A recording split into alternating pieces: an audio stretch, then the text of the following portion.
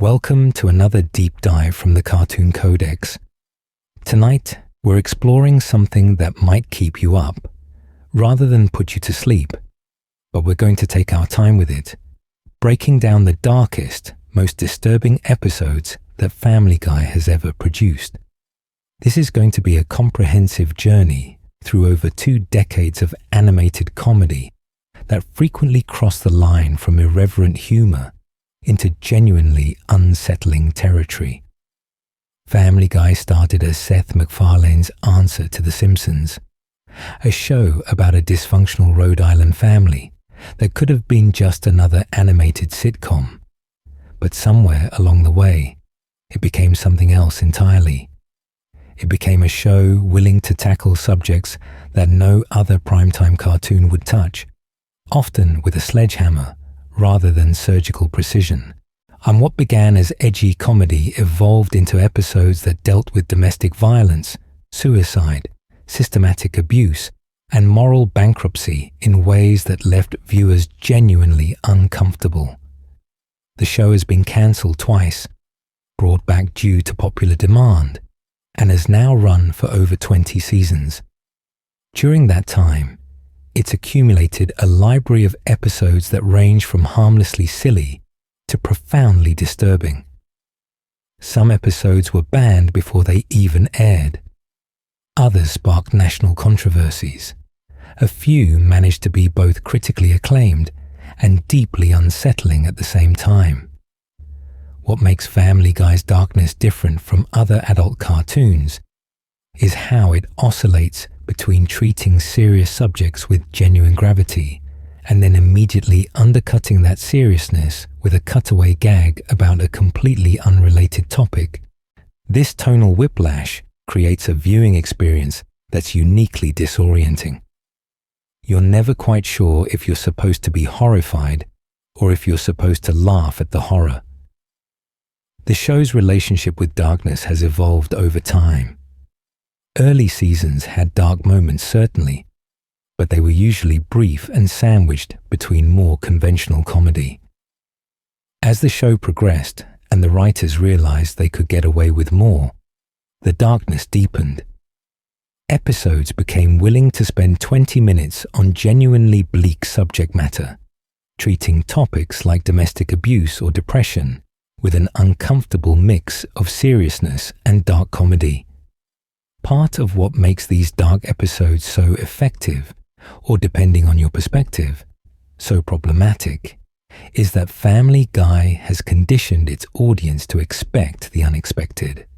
The show has killed off main characters, brought them back, killed them again, and made the entire process feel simultaneously meaningful and meaningless. It's tackled abortion, depicted graphic violence, and shown characters suffering in ways that would get other shows pulled off the air. But the show's most disturbing elements aren't always the ones that courted controversy or got episodes banned. Sometimes the darkest content is the stuff that's played for comedy. The systematic abuse of Meg Griffin that spans hundreds of episodes. The casual violence that characters inflict on each other. The way the show normalizes dysfunction to the point where viewers forget how abnormal the Griffin family's behavior actually is. Tonight, we're going to examine these episodes in detail. We'll start with the surface-level darkness, the episodes that are obviously disturbing, and gradually descend into the deeper, more subtle forms of darkness that the show has perpetrated over its long run. We'll look at banned episodes, controversial moments, character deaths, and the systematic patterns of abuse that define some of Family Guy's longest-running jokes. This isn't going to be a celebration of the show's willingness to push boundaries. It's going to be an examination of what happens when a comedy show decides that nothing is off-limits, and the consequences of that decision both for the show and its audience. Some of these episodes genuinely attempted to say something meaningful about dark subjects. Others just used darkness as shock value, and some fall into an uncomfortable grey area where it's hard to tell whether the writers were trying to make a point or just being edgy for its own sake. So settle in, get comfortable, and let's explore the absolute darkest corners of one of television's longest-running animated comedies. This is going to be a long journey through some genuinely disturbing content, but we'll take it slow, examining each episode carefully and trying to understand what the show was attempting to do, even when what it was doing was deeply problematic. The surface level, early dark humor. Family Guy didn't start out as the darkest show on television. In fact, the first few seasons were relatively tame compared to what would come later. But even in those early years, there were signs of the darkness that would eventually consume large portions of the show's identity. The early seasons of Family Guy dealt with dark subject matter, but usually in ways that were clearly meant to be absurdist comedy, rather than genuine explorations of disturbing topics. Peter would do something monumentally stupid that endangered his family.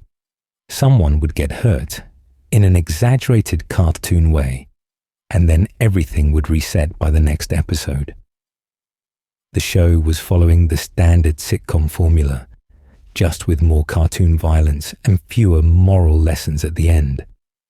One of the first episodes to hint at the show's darker potential was when Peter accidentally shook his infant son Peter Jr. too hard, killing him. The scene itself is brief, appearing as a flashback where Peter explains that he thought shaking the baby would stop him from crying, and then adds with his characteristic cluelessness that he was kind of right.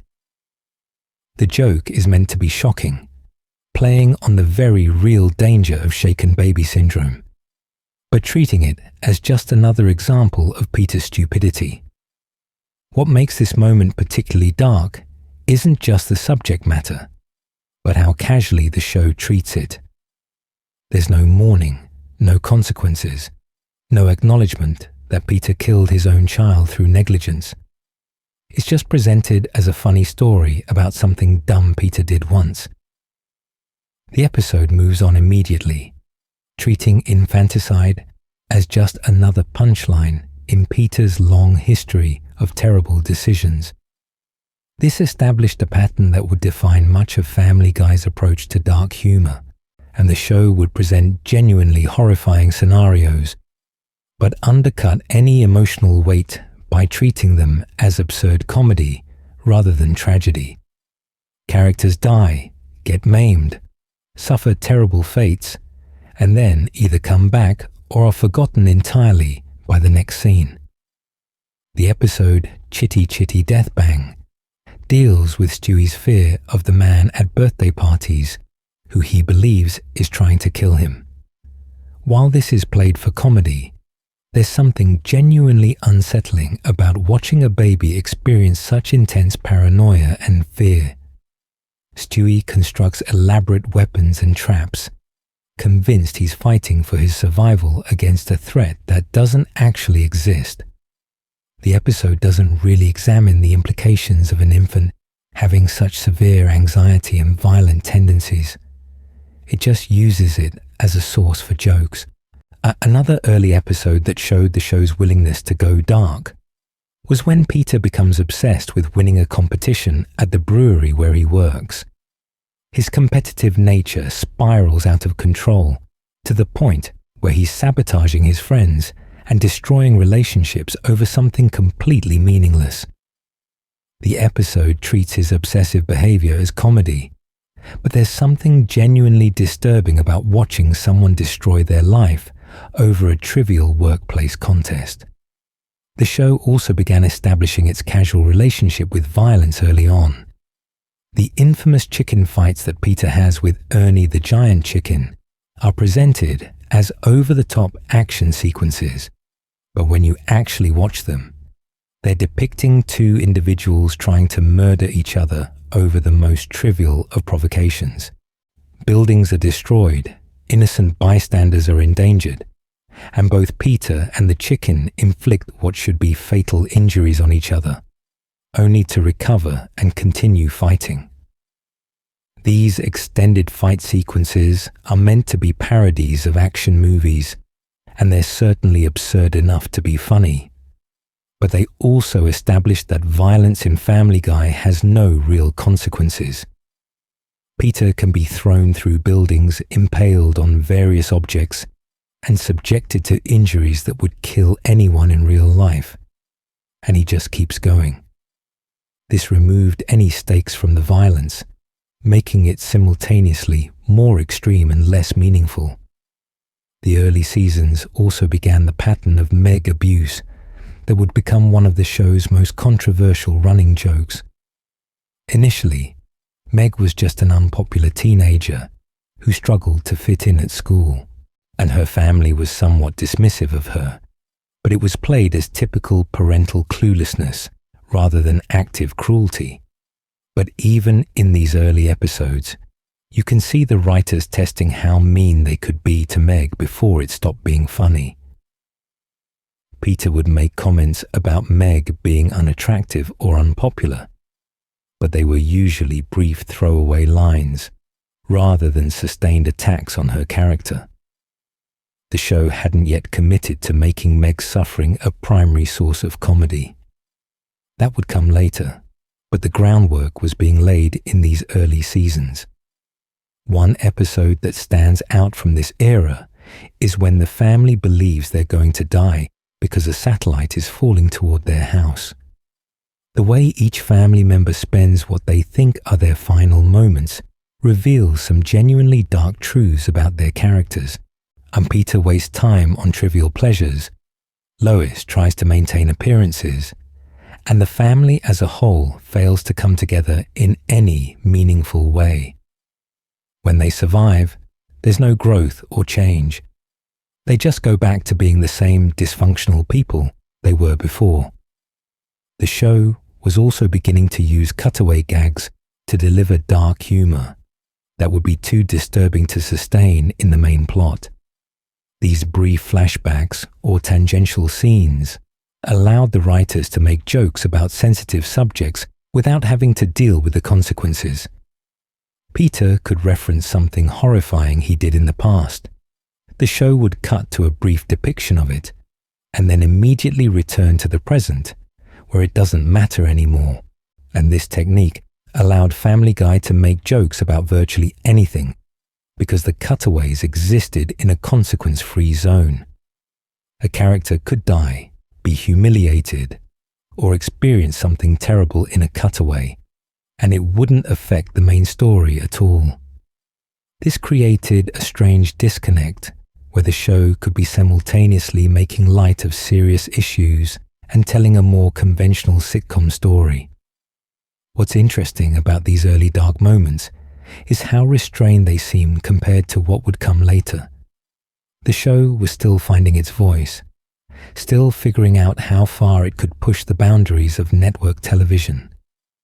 The darkness was there, but it was usually brief and sandwiched between more conventional comedy.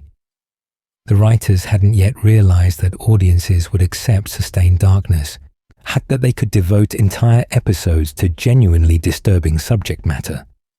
These early seasons established the template that would allow Family Guy to become progressively darker over time.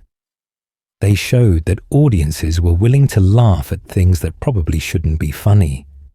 They demonstrated that cartoon violence could be escalated to absurd levels without losing its comedy. And they proved that the show could treat serious subjects with complete irreverence and still maintain its audience. But these were just the surface scratches, the initial tests of how dark the show could go. The real descent into disturbing territory was still ahead, waiting in later seasons, where the writers would push far beyond these early experiments into genuinely uncomfortable and controversial content that would define the show's legacy, at diving deeper. Violence and death. As Family Guy progressed into its middle seasons, the violence and death content escalated significantly. What had been relatively cartoonish in early episodes became increasingly graphic and sustained. the show began dedicating entire episodes to death and violence, treating these subjects with a mixture of seriousness and dark comedy that left many viewers genuinely unsettled.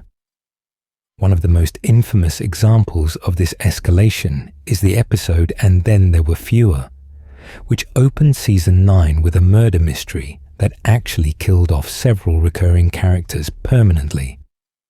This was unprecedented for Family Guy, which had always treated death as temporary and consequence-free. The episode invites the main cast and various recurring characters to a mansion for a dinner party, and then proceeds to murder them one by one. What makes this episode particularly dark is how seriously it takes the violence. This isn't cartoon violence where characters bounce back. When James Woods is killed, he stays dead. When Muriel Goldman dies, she doesn't return. The episode commits to its premise in a way that Family Guy usually avoids, creating actual stakes and consequences for the violence it depicts. The murders themselves are presented with a level of graphic detail that's unusual for the show. Characters are shot, stabbed, and killed in ways that are meant to be genuinely shocking, rather than comedically absurd. The episode wants viewers to feel the weight of these deaths, to experience actual suspense and horror, even though it's still fundamentally a comedy. Arete, this creates a deeply uncomfortable viewing experience because the show can't commit fully to either tone. It wants to be a serious murder mystery with real stakes, but it's still Family Guy, so there are jokes and gags throughout. The tonal whiplash between genuine horror and comedy undermines both, creating something that's neither funny enough to be entertaining, nor serious enough to be truly effective as drama. The episode Road to the North Pole takes the violence in a different direction, depicting Santa Claus as a broken, diseased old man who's kept alive by an industrial nightmare of enslaved elves and mutated reindeer. When Brian and Stewie travel to the North Pole expecting a cheerful Christmas wonderland, they instead find a dystopian hellscape where the magic of Christmas has been corrupted into something genuinely disturbing. And the elves are forced to inbreed to maintain the workforce, resulting in horrifying mutations and deformities.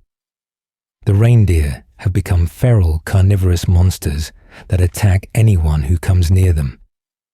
Santa himself is dying, begging Stewie to kill him and end his suffering. It's a complete subversion of Christmas mythology that goes far beyond typical dark comedy into territory that feels actively mean-spirited. What makes this episode so disturbing is how it takes something fundamentally innocent and wholesome and turns it into body horror and exploitation. The show isn't just being irreverent about Christmas. It's presenting a vision of Christmas that's genuinely nightmarish, where the jolly holiday tradition is built on a foundation of slavery, genetic horror, and an immortal being trapped in endless suffering. When Brian and Stewie decide to take over Santa's duties for one night, things get even darker. They break into a house where parents are still awake, and the parents catch them. Instead of explaining or leaving, Brian and Stewie attack the parents in front of their child, beating them unconscious and possibly killing them. The child watches in horror as these creatures brutalize his parents, an act of violence that would traumatize any real child for life. The episode treats this home invasion and assault as just another comedic mishap, something that happens when Brian and Stewie's plan goes wrong. But there's nothing funny about watching two characters we're supposed to like commit what amounts to a violent felony in front of a child. The show seems to recognize how dark this is, and which makes it even more disturbing that they chose to include it. The episode Patriot Games features Peter becoming a player for the New England Patriots football team, which leads to one of the most graphically violent sequences in the show's history. During a football game, Peter tackles an opposing player so hard that he breaks the man's legs. The show doesn't cut away or use cartoon physics. It shows realistic injuries with bone protruding through skin and the player screaming in agony. This wouldn't be quite so disturbing, except that Peter does this deliberately and is celebrated for it. The show treats crippling another person as a triumph, something to be proud of. When the injured player confronts Peter later, Peter shows no remorse and actually threatens to hurt him again. The show is depicting someone permanently disabling another human being and treating it as heroic. Later in the same episode, Peter gets into a fight with a giant chicken in perhaps the most sustained and violent sequence the show had produced up to that point. The fight goes on for several minutes, depicting both characters stabbing each other, throwing each other through buildings, and attempting to murder each other in increasingly creative ways. The violence is so over the top that it crosses back into absurdist comedy, but there's still something deeply uncomfortable about watching this level of brutality play out for such an extended period. The show's treatment of death became increasingly cavalier as it progressed. Characters die constantly in cutaway gags, random jokes, and background events. Most of these deaths are meant to be absurdist humor. But when you actually pay attention to how frequently the show depicts people dying, it starts to feel genuinely nihilistic. Human life has no value in the Family Guy universe. People exist to be hurt, killed, and forgotten. This nihilism reached its peak in episodes where the show would kill background characters for no reason other than shock value. Someone would be talking and then suddenly die mid-sentence. A crowd scene would end with random people dropping dead. The show treats death as just another thing that happens, with no more weight or significance than any other event. What makes this particularly disturbing is that it trains viewers to become desensitized to violence and death. When you watch enough Family Guy, you stop reacting to characters dying because it happens so frequently and means so little. The show has created a universe where death is simultaneously constant and meaningless, which reflects a genuinely dark worldview about the value of human life. The episode The Simpsons Guy, a crossover with The Simpsons, features a scene where Quagmire sexually assaults Marge Simpson. This is played as a joke, with Marge initially resisting, but then apparently enjoying it. The scene is deeply uncomfortable, not just because it's depicting sexual assault, but because it's using sexual assault as a punchline against a character from another show that millions of people have loved for decades. This speaks to a broader pattern in Family Guy, where sexual violence is often treated as comedy. Quagmire's character is built around being a sexual predator, and while the show occasionally acknowledges how disturbing this is, it usually just plays his behavior for laughs. He drugs women, coerces them into sex, and engages in various forms of sexual misconduct, and the show treats this as just part of his character, rather than something that should disqualify him from being in polite society. The show's treatment of violence against women specifically is particularly troubling.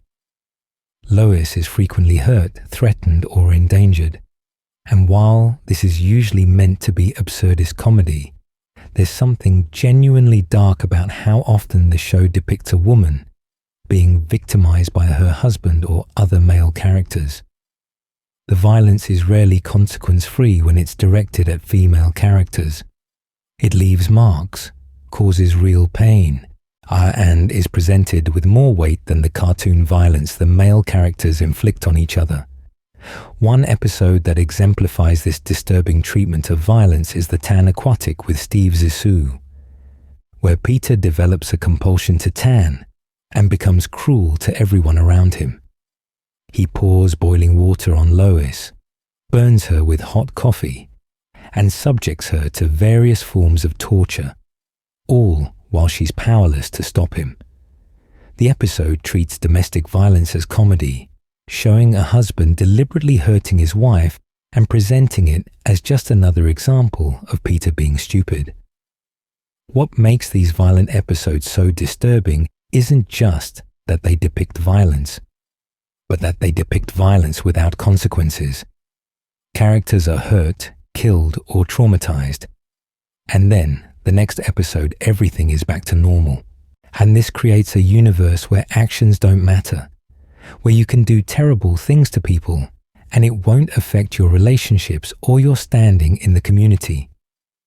This consequence-free violence reached its logical extreme in episodes where characters would commit actual crimes, up to and including murder, and face no legal or social consequences. Peter can destroy property, assault people, and endanger public safety, and the worst that happens is a brief jail sentence that's forgotten by the next episode. The show has created a world where the normal rules of society simply don't apply to the main characters. Abuse, trauma, and toxic relationships.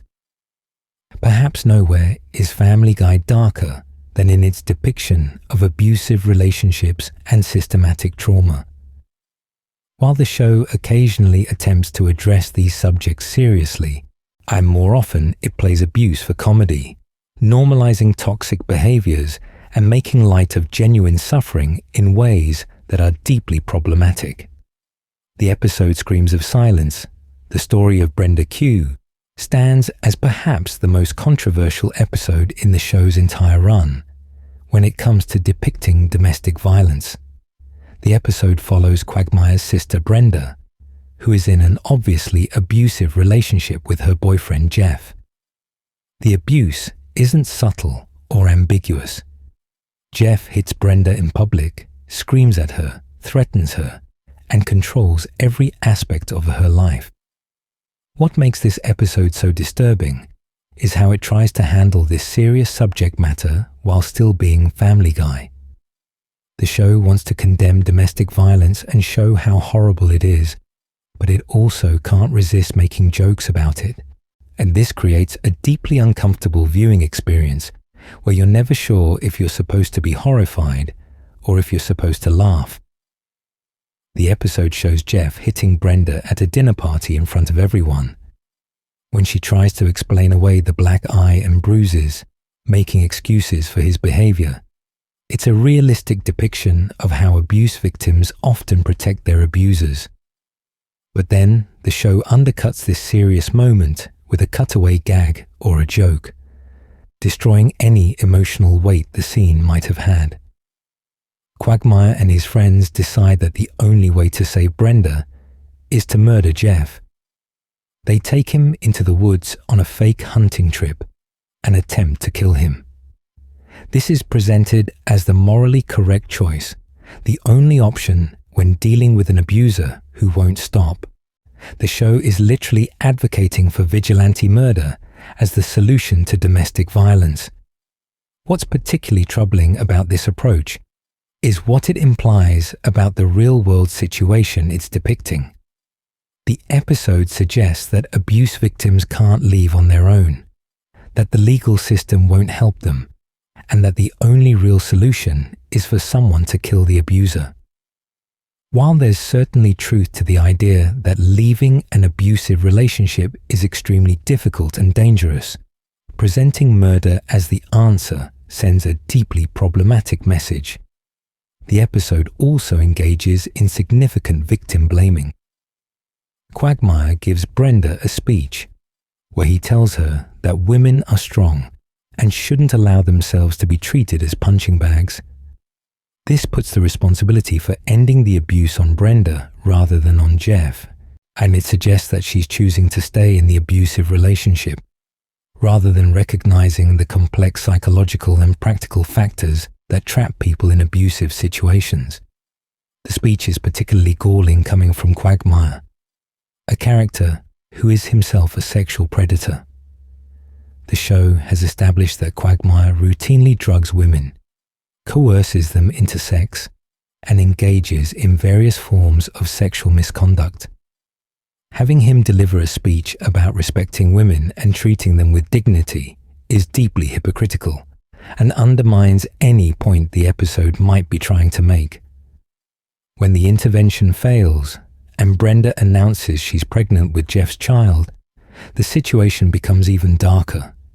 Now there's a baby who will be born into this abusive household, and who will grow up watching his mother be beaten and learning that violence is how relationships work. The episode doesn't really engage with these implications. It just uses the pregnancy as motivation for the murder plot. After Quagmire successfully kills Jeff, running him over with his car, the episode presents this as a happy ending. Brenda is told that Jeff left her through a forged note, and she's heartbroken but alive. The show doesn't address the fact that Brenda never actually confronted her abuse or developed the strength to leave on her own. Her problem was solved by someone else committing murder, which means she hasn't grown or healed. She's just been traumatically separated from her abuser without understanding why it happened.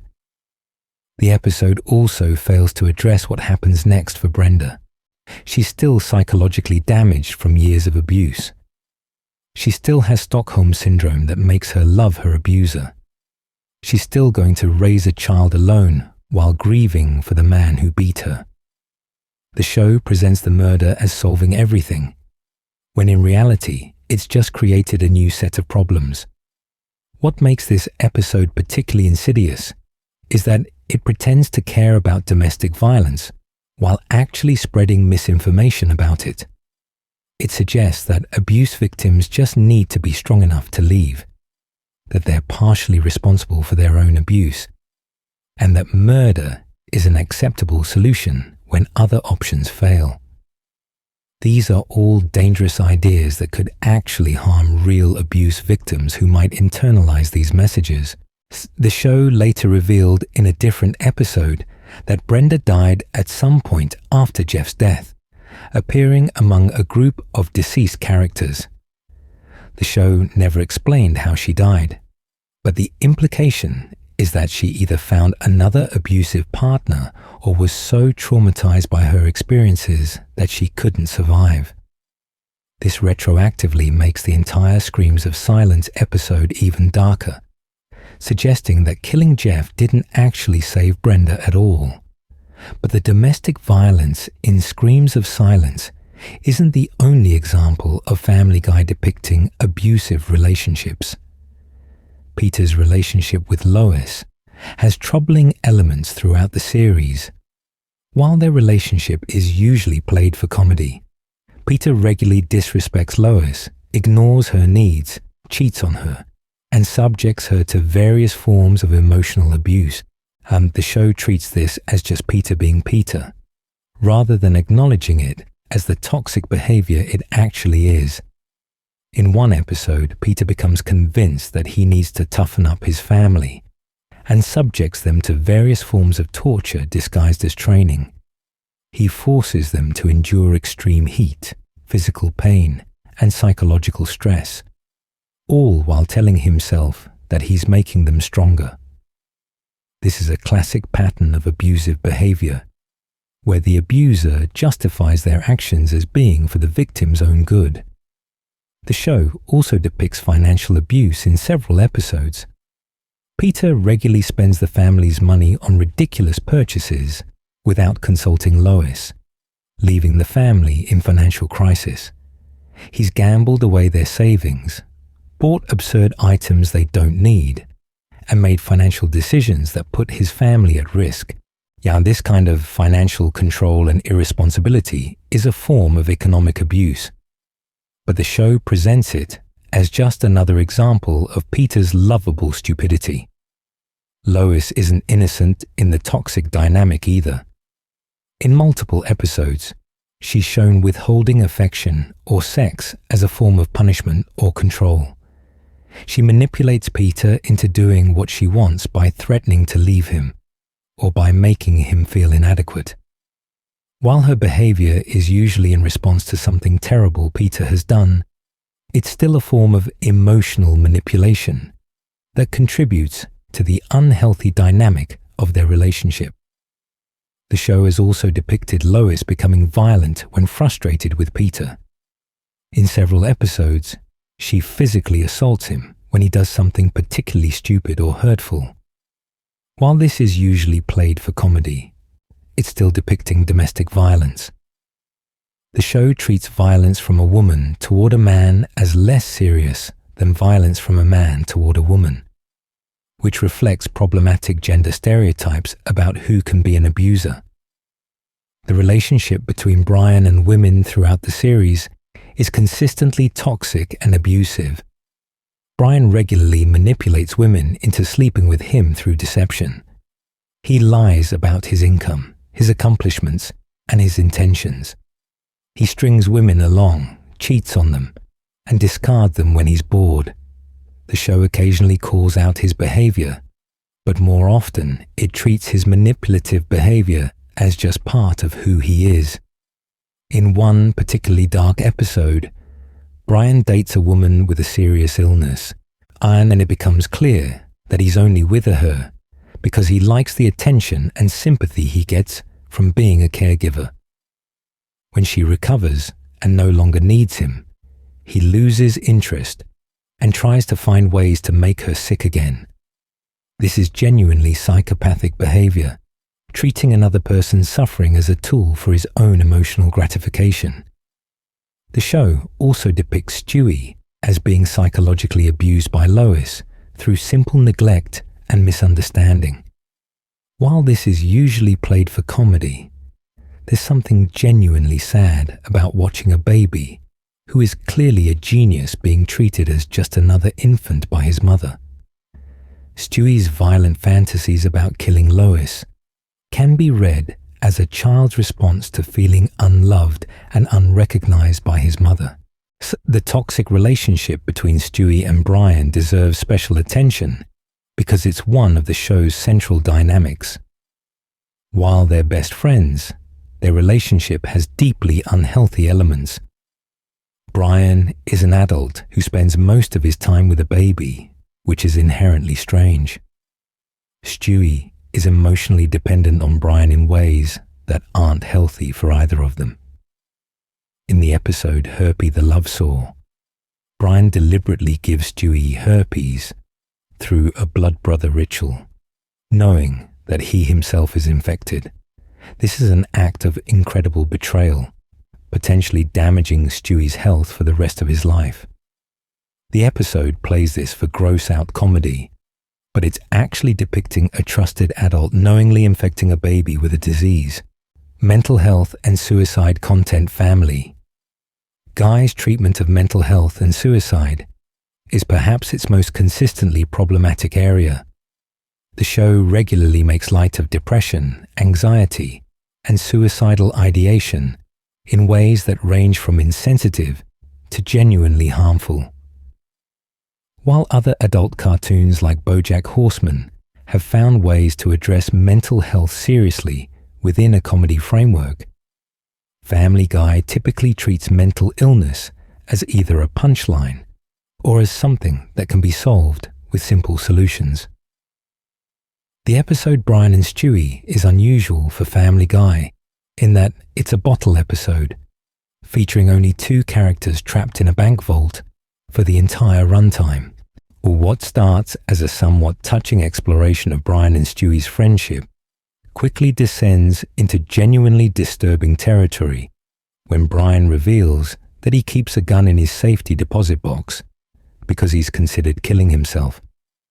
This revelation comes out of nowhere, with no prior setup or indication that Brian has been struggling with suicidal thoughts. The show wants us to take this seriously as a dramatic moment, but it hasn't earned the emotional weight it's trying to achieve. Brian explains that he's kept the gun because there are days when he thinks about ending his life, and having the gun available gives him a strange comfort.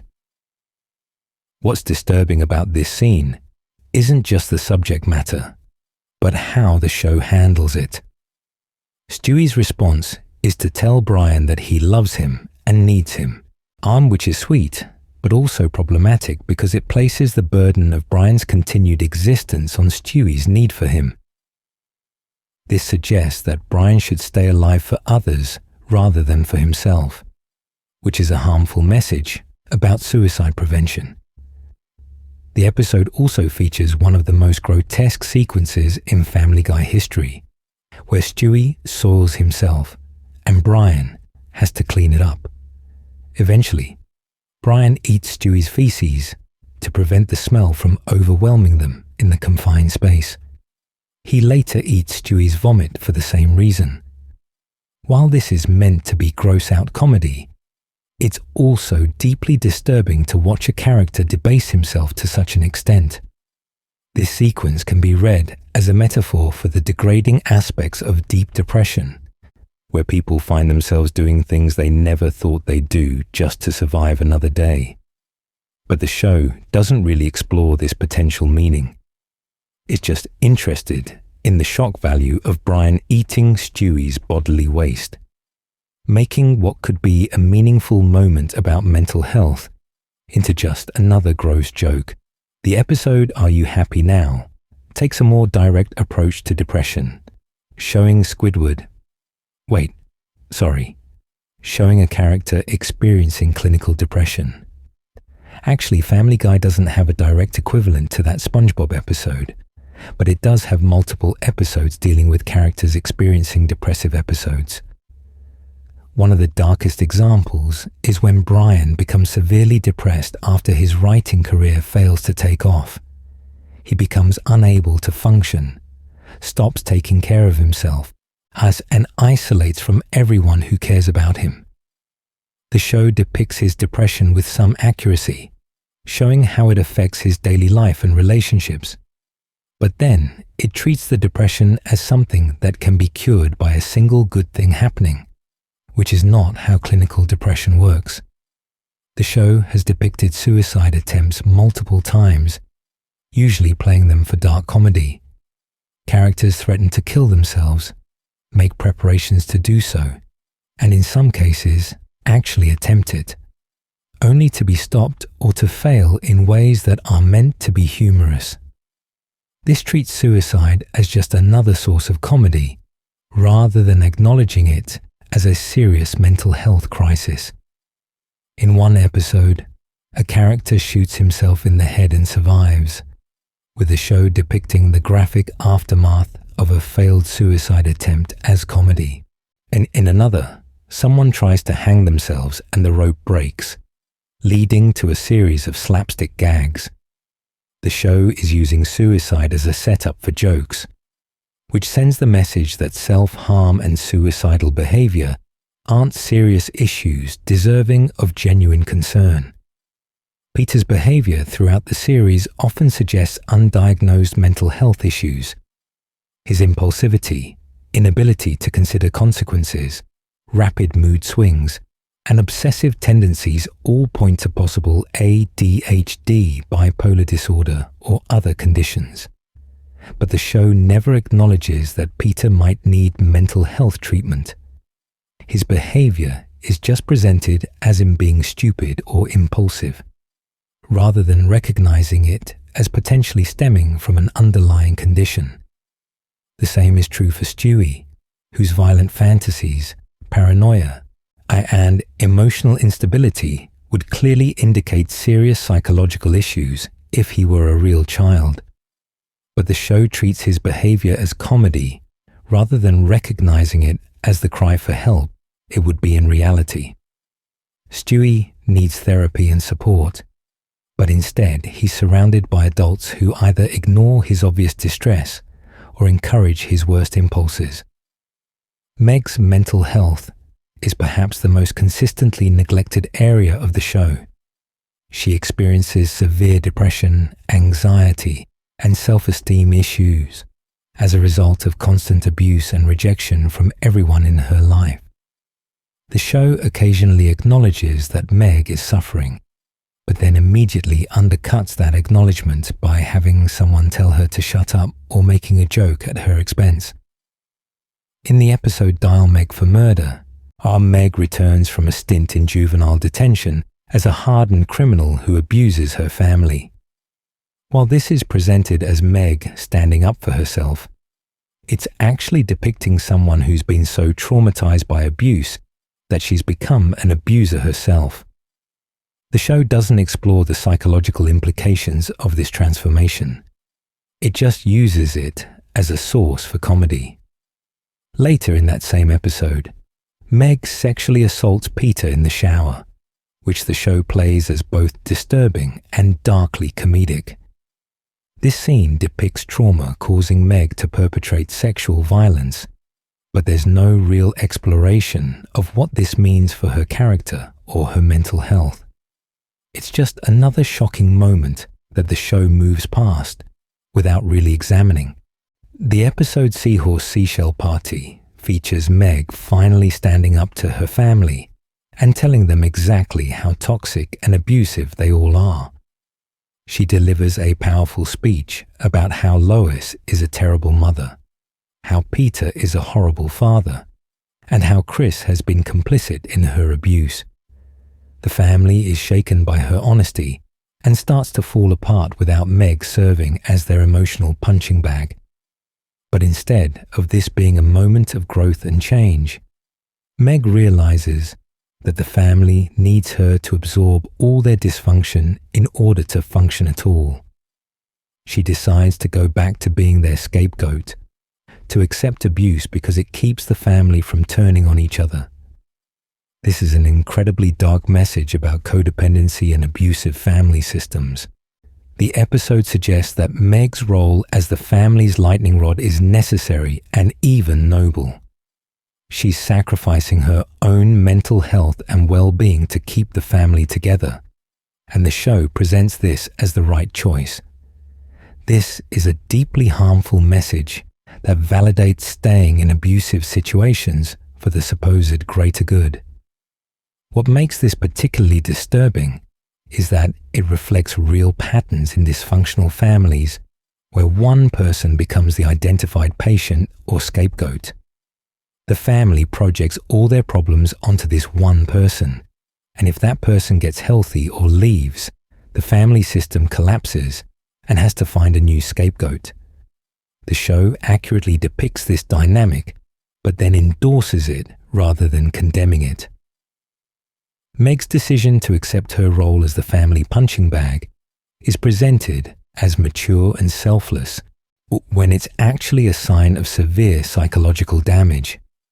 Someone who has been so worn down by abuse that they believe they deserve it, that they believe their suffering serves a higher purpose, is someone who desperately needs help.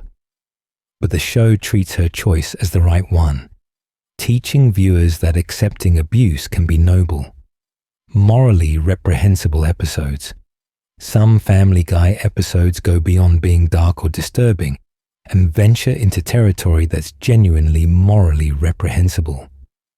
These are episodes where the show's attempts at comedy cross lines that even other adult animated shows wouldn't cross, making jokes about subjects that really shouldn't be joked about, or presenting behavior that's so awful it stops being funny and just becomes uncomfortable.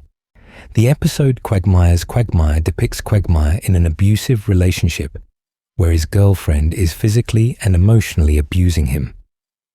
While this could have been an opportunity to explore how men can also be victims of domestic violence, the show instead plays it mostly for laughs. Quagmire shows up with black eyes and visible injuries, and his friends make jokes rather than taking his situation seriously. The episode also tries to make Quagmire sympathetic by showing him suffering, but this is the same character who has sexually assaulted countless women, drugged people, and engaged in various forms of sexual predation throughout the series. The show wants us to feel bad for Quagmire, while simultaneously glossing over the fact that he's a serial sex offender who has never faced consequences for his actions.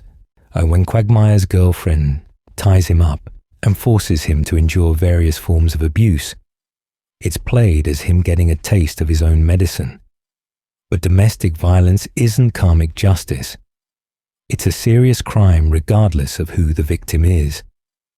The show treating Quagmire's abuse as somehow less serious or even deserved because he's himself an abuser sends a terrible message about domestic violence.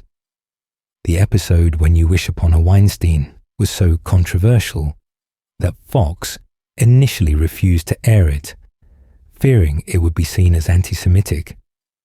The episode features Peter believing that having a Jewish person handle his finances will solve all his problems because Jewish people are naturally good with money. He even sings a song about how he needs a Jew, which repeats offensive stereotypes about Jewish people. While the episode is satirizing Peter's ignorance, rather than actually endorsing these stereotypes, the execution is clumsy enough that it's easy to see why Fox was worried about backlash. The episode presents Jewish stereotypes and then expects the audience to understand that it's mocking people who believe those stereotypes. But it's not clear that the satire is sharp enough to overcome the offense of presenting the stereotypes in the first place. Peter literally wishes for Chris to become Jewish because he thinks it will make him smarter, which is an incredibly offensive premise, even if it's meant to mock Peter's stupidity. The episode ends with Peter learning that religion doesn't magically change who you are, which is a fine moral. But the path to get there involves so many offensive stereotypes that the lesson gets lost. At the episode Fresh Air deals with Peter trying to marry Chris so he can inherit Carter Pewterschmidt's fortune. The episode depicts Peter grooming his own son, buying him gifts, taking him on dates, and attempting to make Chris fall in love with him so they can get married. While this is obviously meant to be absurdist comedy, it's depicting behavior that in any real-world context would be serious child abuse.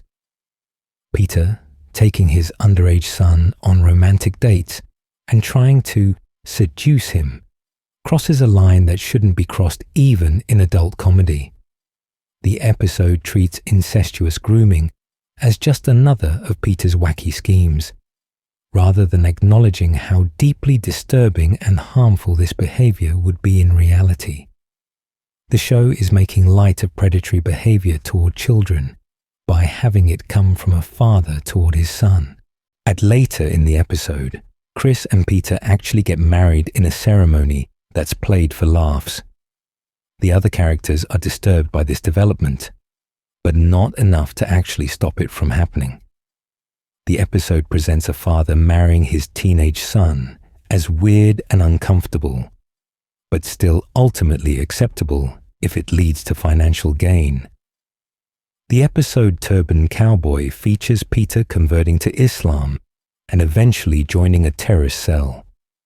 While the episode attempts to satirize both anti-Muslim prejudice and extremism, it does so in such a ham-fisted way that it ended up being offensive on multiple levels. The episode aired shortly after the Boston Marathon bombing, which led to it being pulled from rotation and edited for future airings.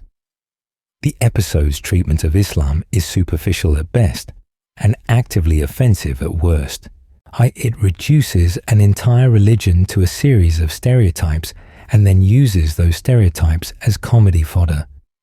While the show is clearly satirizing Peter's ignorance rather than actual Islamic beliefs, the execution is clumsy enough that it's hard to see the satire through the offense. When Peter joins a terrorist cell, the show is depicting radicalization and terrorism as just another of Peter's phases, something he falls into through stupidity rather than genuine belief. This trivializes the serious issue of how people become radicalized and the very real harm that terrorism causes. The show wants to have it both ways, making terrorism jokes while also suggesting it's not really that serious. The episode includes a scene where Peter accidentally activates a bomb during a bridge marathon, leading to an explosion, and this scene was particularly offensive because of its proximity to the Boston Marathon bombing, where real people were killed and injured. the show's attempt at dark comedy about terrorism felt tone-deaf and cruel in the context of a recent real-world tragedy. The episode Peter Asmund features Peter being sexually harassed by his female boss, Angela. While the episode tries to address the serious issue of workplace sexual harassment, it undermines itself by treating male victims of harassment as inherently less serious than female victims. The episode plays Peter's harassment for laughs, suggesting that men being sexually harassed by women is somehow less traumatic or important than the reverse.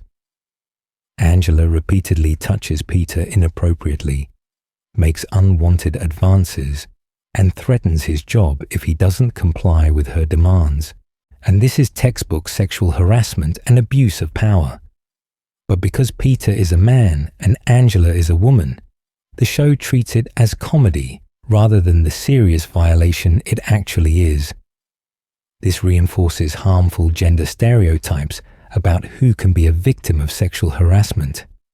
The episode also includes a musical number about the Terry Schiavo case, a real-world situation where a woman in a persistent vegetative state became the center of a national debate about right-to-die issues. Making a comedy musical number about a real person's medical tragedy is incredibly tasteless and offensive. The episode mocks both sides of the debate while also making light of a real family's suffering. Family Guy has repeatedly made jokes about rape, usually treating it as just another form of dark humor rather than acknowledging the serious trauma it causes. Quagmire's character is built around being a rapist, and while the show occasionally acknowledges this is wrong, it more often treats his sexual predation as just part of his personality.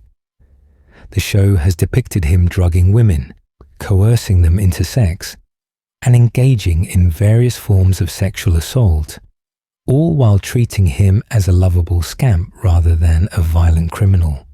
The Banned and Censored, the episode Partial Terms of Endearment, holds a unique place in Family Guy history as the only episode that Fox has never aired in the United States, not because of an oversight or scheduling conflict, but because it was deemed too controversial for American television.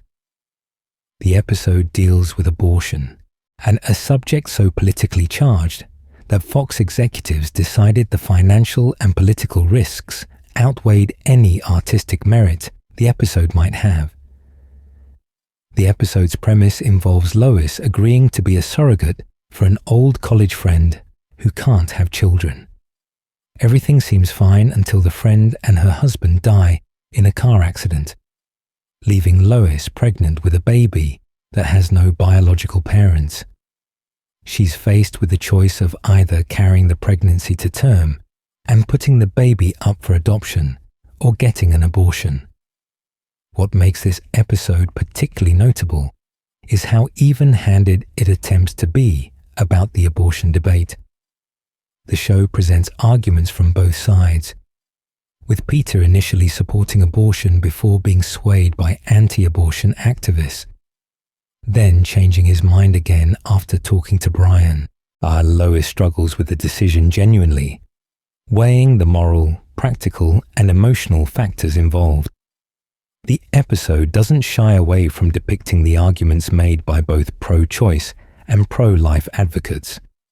It shows pro-life protesters outside the clinic, shows Lois being presented with information about fetal development, and depicts the emotional weight of the decision.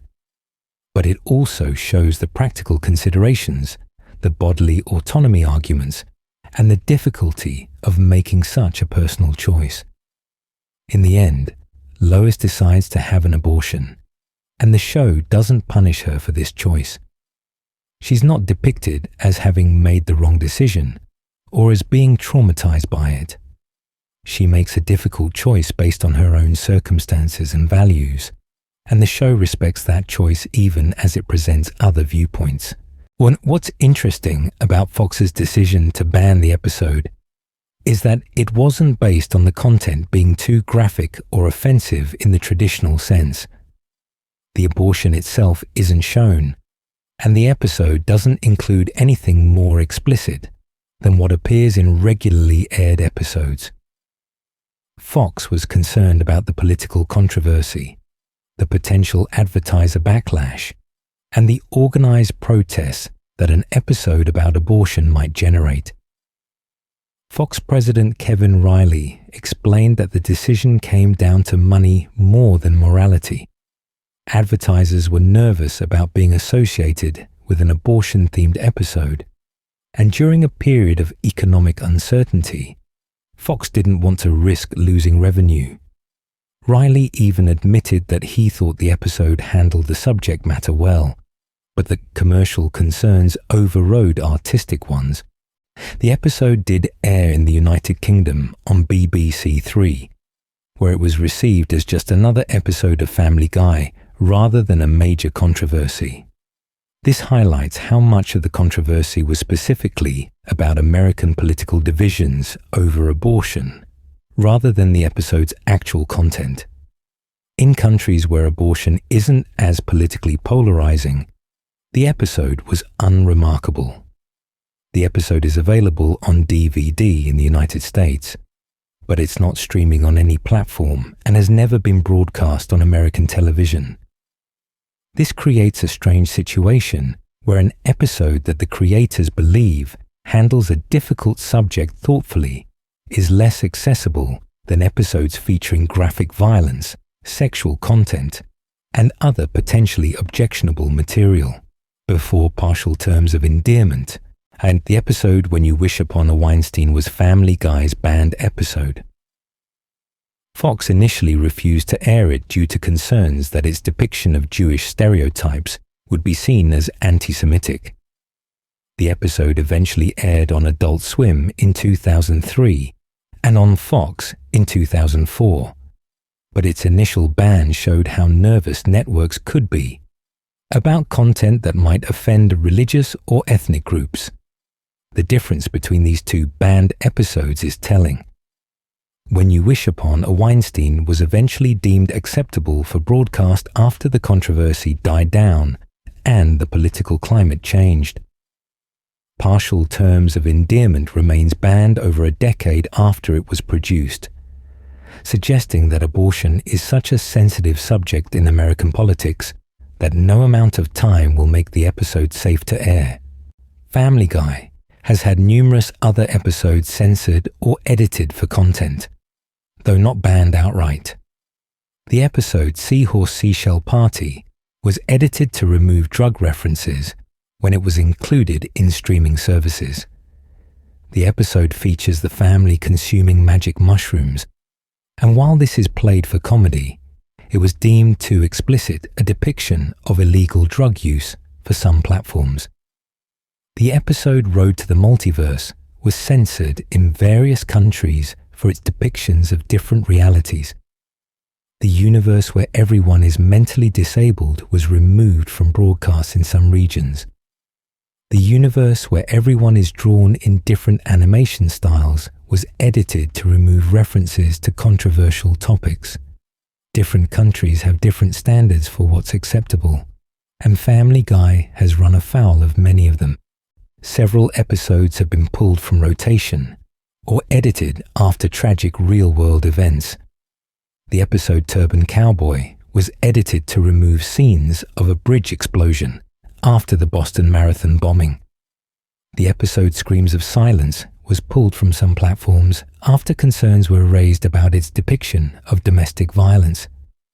The show's willingness to make jokes about sensitive subjects means it's constantly at risk of becoming unintentionally offensive when real-world events echo the comedy. The episode Quagmire's Dad features a transgender character and handles the subject matter in ways that many found offensive. The episode includes jokes about transgender people that rely on shock value and disgust rather than actual humor. While the episode attempts to be progressive by having a major character's parent come out as transgender, the execution involves so many transphobic jokes that any positive message gets lost.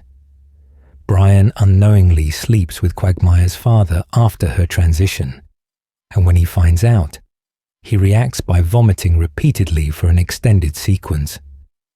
This scene suggests that sleeping with a transgender woman is so disgusting that it causes violent physical illness, which is an incredibly harmful message. The episode treats transgender identity as something gross and shocking, rather than as a normal part of human diversity. Screaming Meg. The systematic abuse. While individual dark episodes can be disturbing, nothing in Family Guy's history is quite as insidious as the systematic multi-season abuse of Meg Griffin. What started as a character being unpopular and somewhat ignored by her family evolved into one of the most sustained depictions of family abuse ever presented in a primetime comedy. The abuse of Meg isn't limited to one episode or one season. It's a pattern that spans hundreds of episodes and has become one of the show's defining characteristics. The transformation of Meg's character from an awkward teenager to the family's designated victim happened gradually. In early seasons, she was treated as a normal teenage girl who had trouble fitting in at school. Her family was somewhat dismissive of her, but it was played as typical parental cluelessness rather than active cruelty. Peter might forget about her or make an insensitive comment, but it wasn't malicious. But as the show progressed, the writers discovered that audiences would laugh at Meg being mistreated, so they leaned into it. Peter's occasional insensitivity became active cruelty. Lois's distraction became deliberate neglect. Chris's sibling rivalry became open contempt. And Stewie, who barely acknowledged Meg's existence in early seasons, started joining in the abuse. The catchphrase, "Shut up, Meg," became one of the show's most recognizable lines, repeated hundreds of times across multiple seasons. Every time Meg tries to contribute to a conversation, every time she offers an opinion or shares a feeling, someone in her family tells her to shut up. The show treats this as a funny running gag, rather than the psychological abuse it actually represents. What makes this systematic abuse particularly dark is how it extends beyond mere insults. Peter has physically assaulted Meg on multiple occasions. In one episode, he's standing in the hallway with a baseball bat when Meg asks what's going on. He stares at her for a moment, then knocks her unconscious with the bat.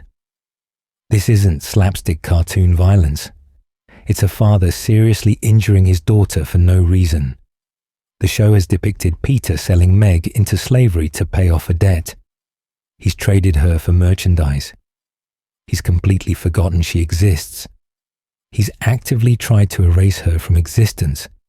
And all of this is played for comedy, as if a father treating his daughter as less than human is just another funny situation for the Griffin family to find themselves in. Lois's treatment of Meg is in some ways more insidious, because it's cloaked in the language of motherhood. Lois will occasionally express concern for Meg, but she never actually protects her daughter from abuse. When Peter is cruel to Meg, Lois doesn't intervene. When the family gangs up on Meg, Lois participates. She's failed in her most basic duty as a mother to protect her child from harm.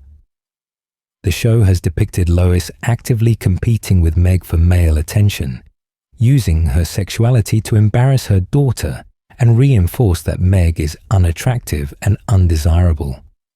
In multiple episodes, Lois has stolen Meg's potential boyfriends or made Meg feel inadequate about her appearance. This is a mother deliberately undermining her daughter's self-esteem and romantic prospects. Even Brian, who is usually positioned as the voice of reason and morality in the show, participates in the abuse of Meg. He's called her ugly, told her to shut up, and made it clear that he finds her presence annoying. The one character who should be calling out the family's treatment of Meg instead joins in, showing that there's no one in the household who will stand up for her. The psychological impact of this sustained abuse would be devastating for any real person. The show occasionally acknowledges this, showing Meg with severe self-esteem issues, desperate for any form of attention or affection, and willing to debase herself for even momentary acceptance. But then, the show treats these issues as character flaws rather than as a natural result of years of abuse.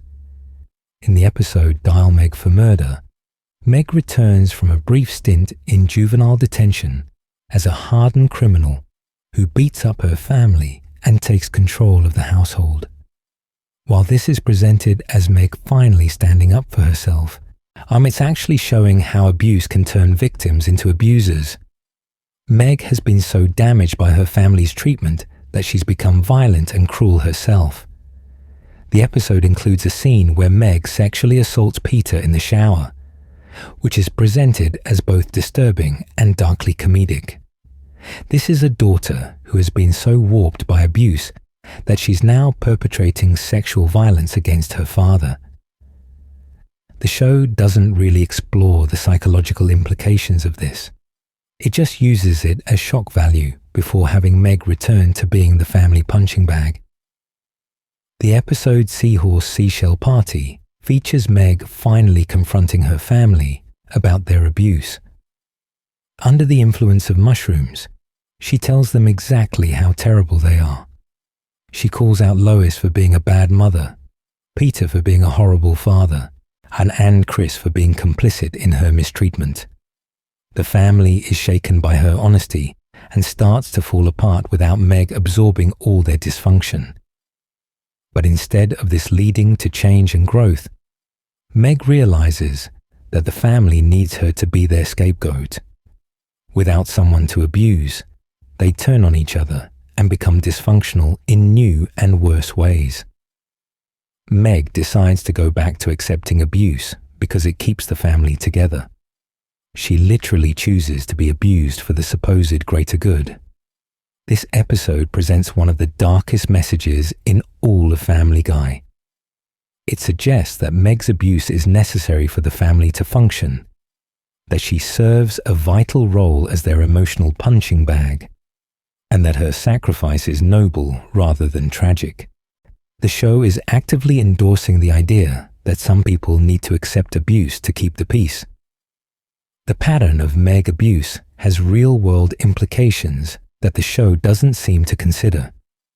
Viewers who are themselves victims of family abuse might internalize the message that their mistreatment is normal, even necessary.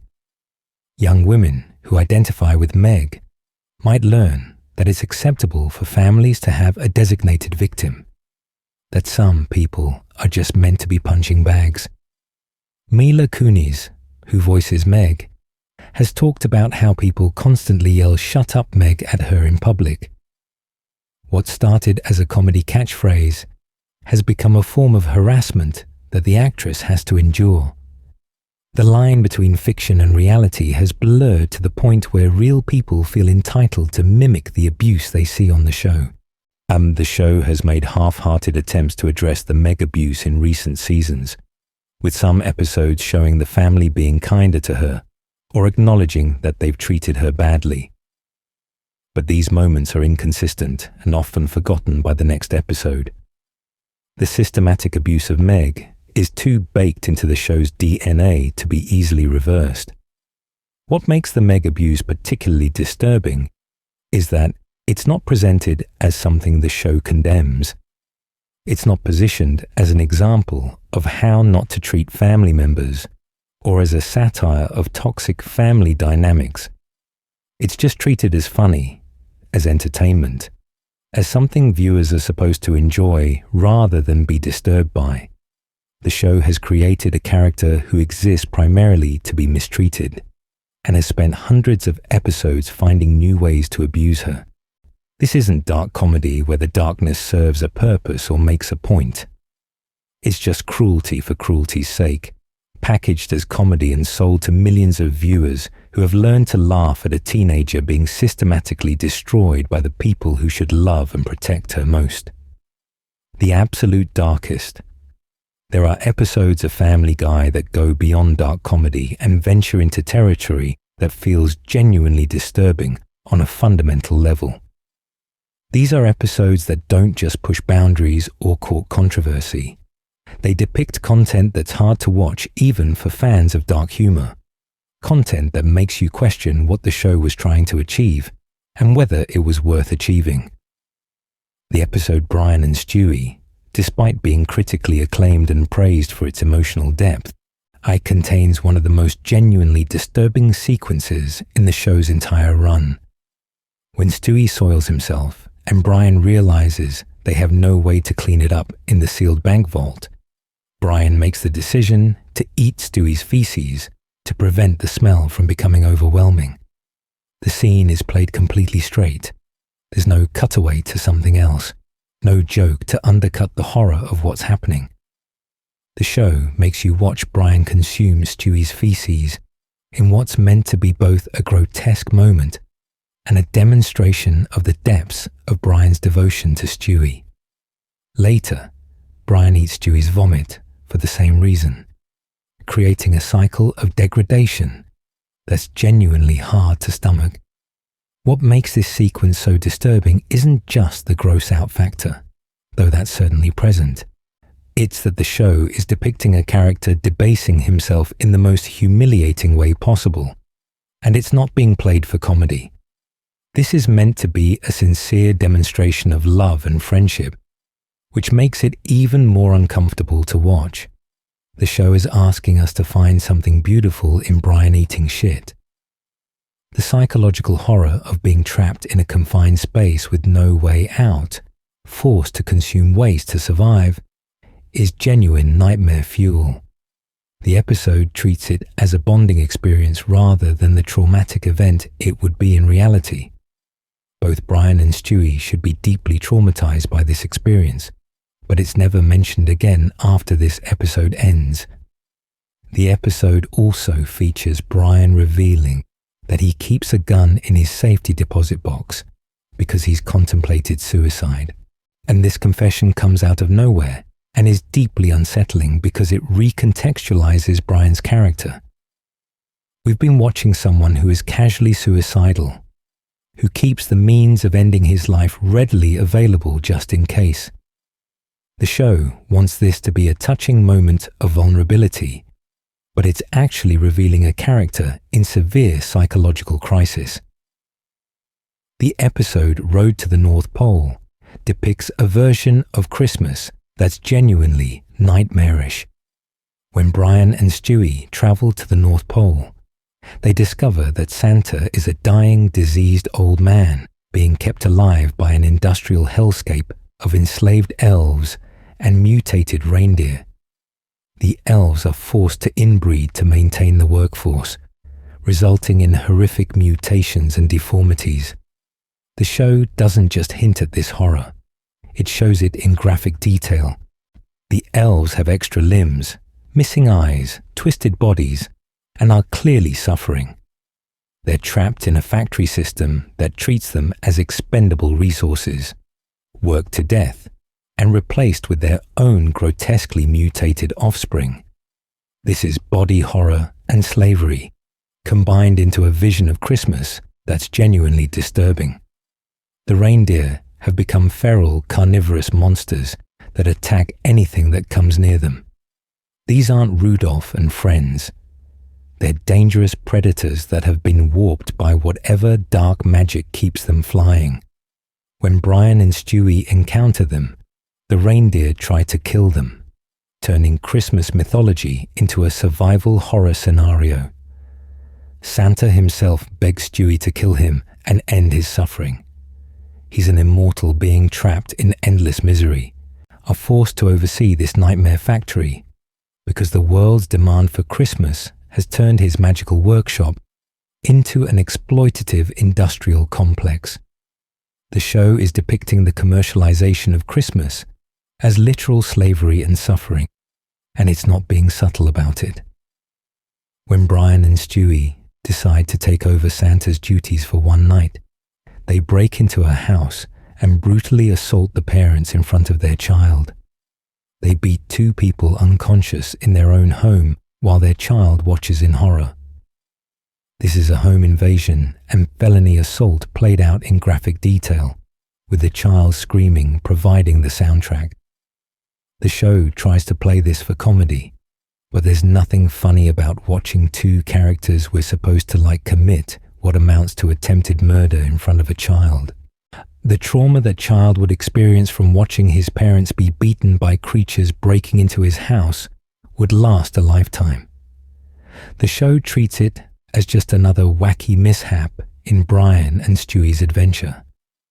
The episode, and then there were fewer features, multiple graphic murders of recurring characters.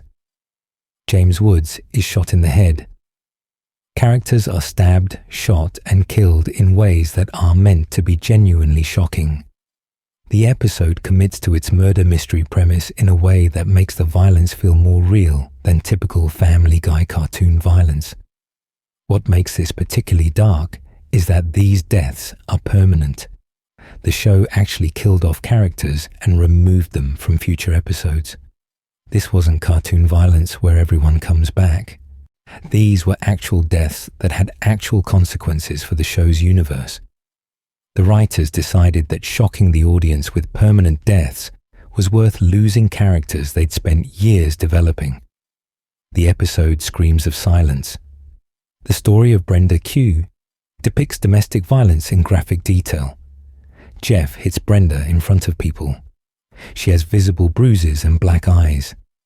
The abuse is played as both seriously as the show is capable of, and also as dark comedy, creating a tonal disaster where you're never sure if you're supposed to be horrified or if you're supposed to laugh.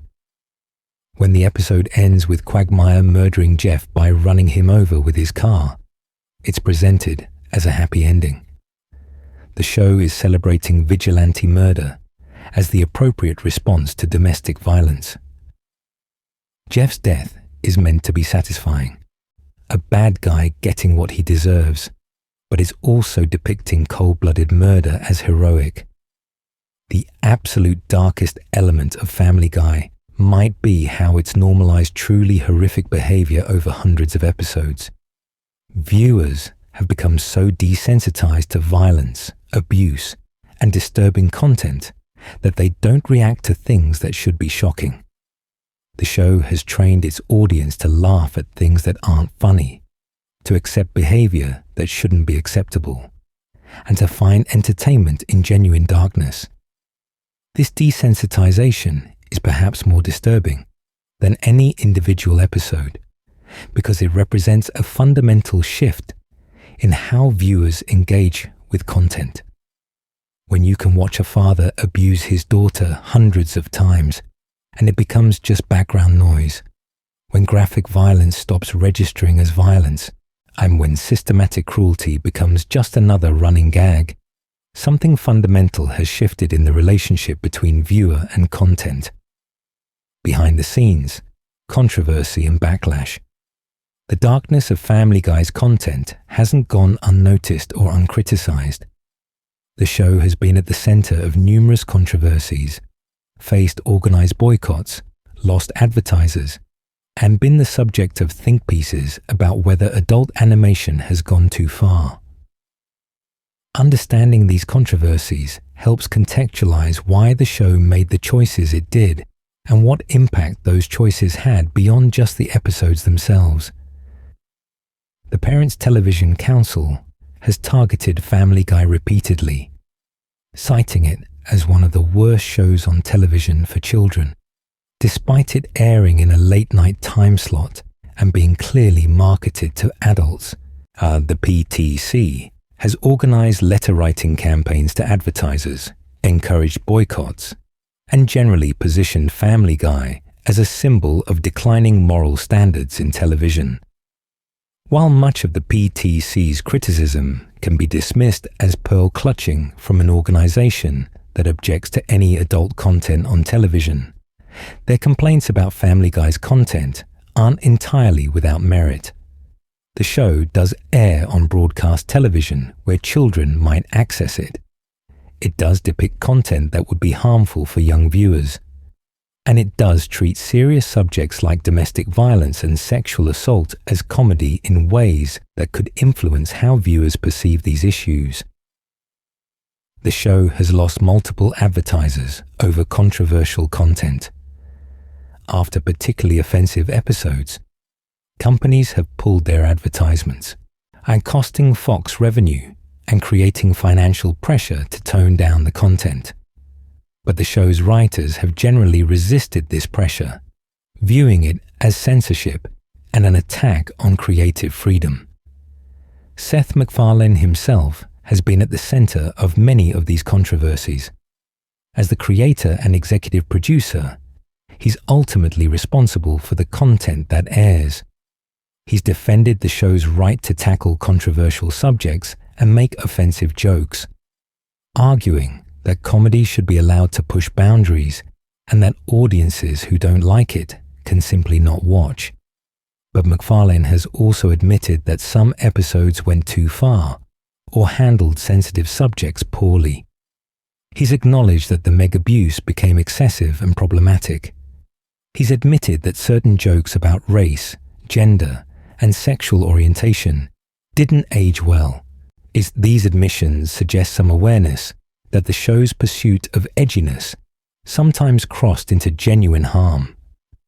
The show's voice actors have also weighed in on controversial content.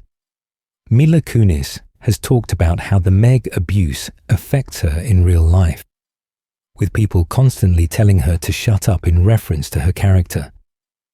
Alex Borstein has discussed the challenges of voicing Lois in episodes that depict domestic violence or sexual assault. The people bringing these characters to life have had to grapple with the implications of the content they're creating. Critical reception of the show's darker content has been mixed. Some critics praise Family Guy for its willingness to tackle subjects other shows won't touch.